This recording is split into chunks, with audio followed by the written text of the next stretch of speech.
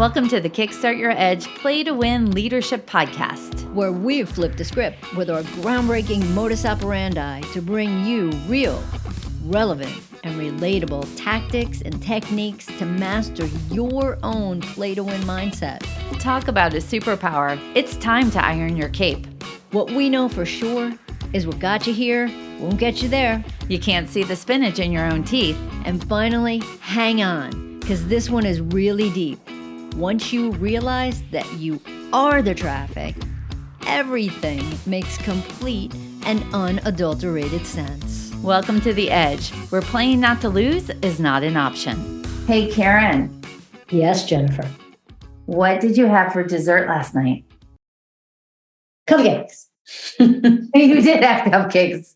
Yes, there was amazing cupcakes that were in our house, which meant they were also in our mouth, right? So we had a great dinner, and then afterwards there was a plethora of different cupcakes. So the reason why we bring this up is one is we like desserts, right? A good cupcake is always amazing, especially for breakfast. However. But let's be honest, Jen, it was because there wasn't a crumble of cookies that was close. Fair enough. Totally fair enough. But it's interesting. It makes us reflect on a question we asked the other week of a team that we're working with was, if last month was a dessert, what dessert would it be? Right? So this is about the power of metaphors, being able to find a representation and then deconstruct why that particular dessert. And, we received a wide range of answers, but in the answers, there was so much wisdom, so much description, and it was extremely revealing to show how individuals on the team were feeling about the month, as well as the collective whole of the team and what it was that the team was experiencing. You know what, Jen? What I think too is really important about this, and it was fun. It was a lot of fun. People were laughing their asses off.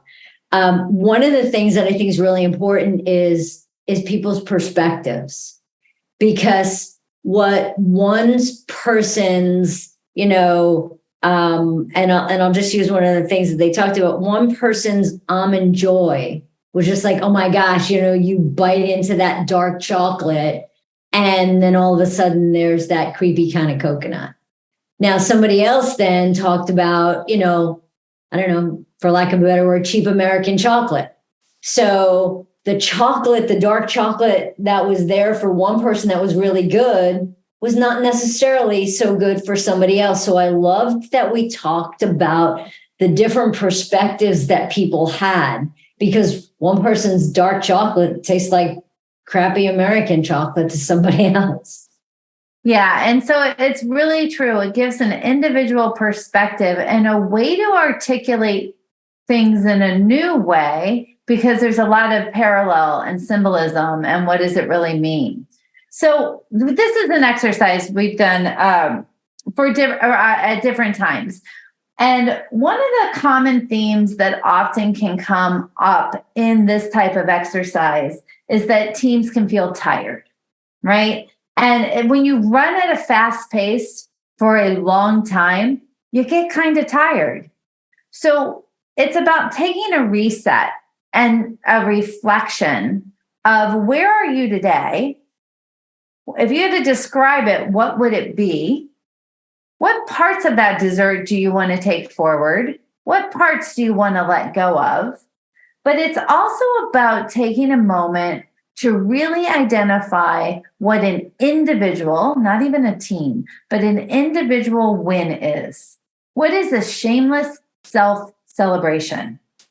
How can you reflect back in that month, whether it was the almond joy or the cheap American chocolate, or it was the decadent celebration cake? Doesn't matter, right? But if you look over the last month and you're able to identify one moment that you are particularly proud of, that at the end of the day, despite everything, you were able to accomplish it. That's where there's so much wisdom and how to help you be able to move forward.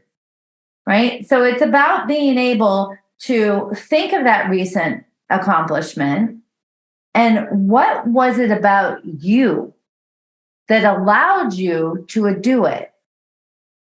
Was it determination? Was it confidence? Was it dedication? Was it that you were driven? Was it goal oriented? Was it the team? Whatever it is that allowed you to be successful in that, how do you use that to move yourself forward? You know, Jen, that actually makes me think of what we talked about last week, right? When we talked about people's strengths. Yeah. And, you know, how much were you using your strengths during that time? You know, what was the things that were a little bit more effortless for you? What were the things that are a little bit more natural for you? And how do your strengths fit into that whole big picture? Yeah. So, and if you want to, it's easy to just ask yourself, what was it that I accomplished? What did I use to help me do that? Was it planning? Was it spontaneity? Right? Was it randomness? What are you laughing at, Karen? Well, I'm laughing because you just said, was it planning? And for me, the answer would be no. Right. Exactly. It's never planning. And I think that that's a funny part about it, because if it's like, oh my gosh, we have to plan something. Like, I mean, I'll plan our travel and I love doing that. But as far as planning and being strategic about the planning, that's just not going to happen. And especially because I think it's like my third strength is adaptability.